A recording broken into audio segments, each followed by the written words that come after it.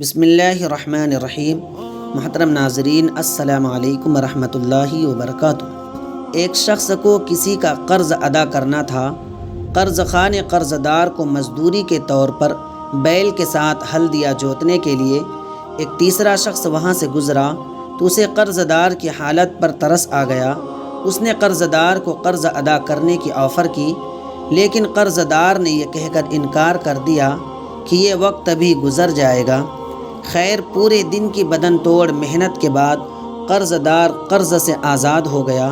کچھ عرصہ بعد اس تیسرے شخص کا دوبارہ اسی علاقے سے گزر ہوا تو اس نے سوچا قرض دار کا حال احوال پتہ کر لوں۔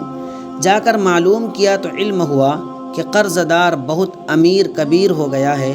اس نے جا کر اس سے ملاقات کی اور اس کی موجودہ حالت پر خوشی کا اظہار کیا تو اس قرض دار نے مسکرا کر جواب دیا، یہ وقت بھی گزر جائے گا۔ کچھ عرصہ بعد یہ شخص جب دوبارہ اس علاقے میں گیا تو اسے علم ہوا کہ قرض دار فوت ہو چکا ہے۔ یہ شخص اس کی قبر پر فاتحہ پڑھنے گیا تو اس کی حیرت کی انتہا نہ رہی جب وہاں بھی یہی لکھا تھا کہ یہ وقت ابھی گزر جائے گا۔